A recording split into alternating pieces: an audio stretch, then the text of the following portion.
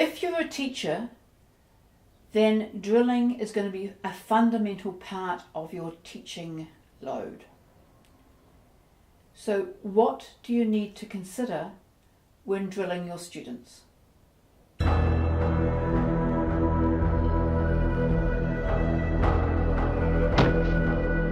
Hi, I'm Kashmir, and I've been teaching now for 22 years, I think. Yes, 22 years. And I'd like to share with you some of my thoughts on drilling, because it's a really useful practice for teachers. So why do we drill? Well, we drill for a number of reasons.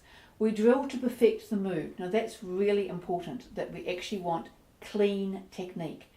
We also drill to increase endurance, range of motion, and make your moves automatic. All of those are important reasons to drill. And there's no shortcut to any of them. It's just practice. Now, before you start drilling your students, it's really important to teach the move. I think some of you are going to go there and say, oh, yeah, of course. But I've seen this over and over with an experienced teacher. They are so keen that they come in and they teach this brand new thing and expect people to start drilling on it when they haven't got the basics. So you've got to have the basics of the move first before you start drilling. Now, teaching moves was the previous video, so we won't go there. The other thing you need to do is remember that you need a warm-up and mobilization. So you've warmed up, you've mobilized, you already know what the move is, and now you can start teaching. Now you can do it on the same day, so you can actually teach the move and then you can drill it. So what do you need to do? Well, first of all, you actually use the drilling to reinforce your teaching. What do I mean? Well, let's take a figure 8. So you've introduced the figure 8, probably by using your legs, which it works, hey? No, so let's go there. We want some movement to start with. And now they're practicing it. So this practicing is actually a sort of a type of drilling. So we actually can practice individual parts of the move before they get the whole move. So you might say, for example, first of all, you make sure that everyone's got the shape. Next, you might say you want to actually check that the shape is continuous. So it's not actually, you want a syncopated move sometimes, but not all the time. So you want to make sure that they can do a continuous move. Let them concentrate on just that. Then you might want to concentrate on the fact that they've got all 4 corners, because then after they've been doing it for a while, they'll start taking bits out.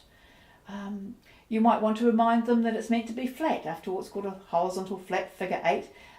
So you want to do that as a separate exercise, as a separate piece of drilling. So once they've got the figure 8, then you can start extending it further. So what other sort of things might you consider? You might want to consider the size. Can they do a big one? Can they do a small one? Can they do a fast one? Can they do a slow one? What about layering? Can you put a shimmy on it? Can you walk with it? Can you do a level change?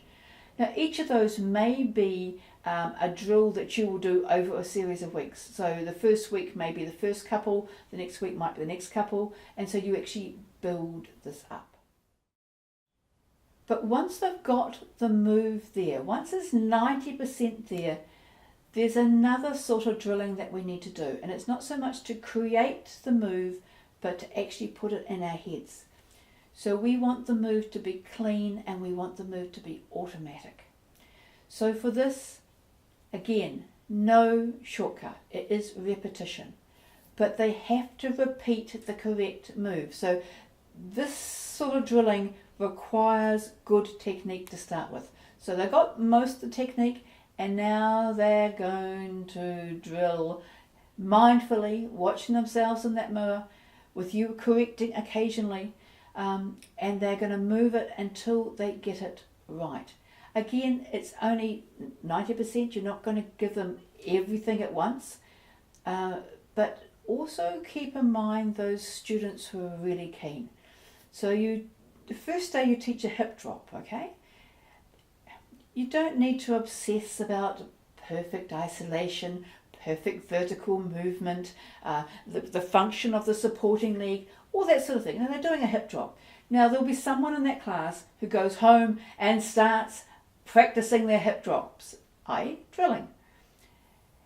if you haven't mentioned some of those things before, they'll come back a week later having done several thousand repetitions of a sloppy, sideways, bouncing hip drop with a locked leg.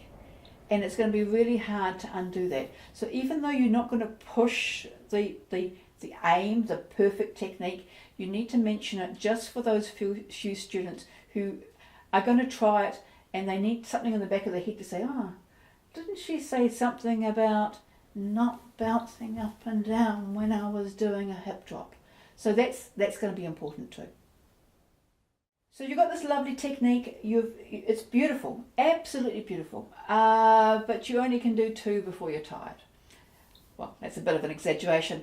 But the other thing that drilling is used for is to keep up your dance fitness, so that you can actually do a track of shimmy or a track of hip drops or twists or whatever. That means that when you only have to do 2 of them, they're going to be much, much better, because you will get tired. So you need to build up the muscle. And again, the only way you're going to build up the muscle for dancing is by dancing. Okay, gym work is gym work. You want the muscles there for dancing. You want to actually learn the most efficient way to do your movements, and that is going to be by doing the movements. You also get some range of motion extensions with this as well. So for example, actually doing perfect slides, so you can see I'm doing a perfect slide, doing a perfect horizontal slide will actually increase your range of motion for doing horizontal slides, which of course is then used in figure 8s and circles. So doing a drill will often increase range of motion. You also need to actually drill transitions and weight changes so that you can go from one move to another. This is more moving into combinations, which I'm going to cover later, but that is also important. So you need not just to drill a single move, you may need to actually transfer between 2. But if you're actually working on your technique, don't go to a full-blown combination, don't go for a choreography. You need a small 1 or 2 moves that you can practice the technique and the transitions and the weight changes. And what is really important, when you make a mistake in a drill, stop and do it again. Drilling incorrectly is going to reinforce the incorrect move. So don't let your students get into a daze where they just sort of, yeah, it's almost the end of the track, it's about 30 seconds to go. Pull them up.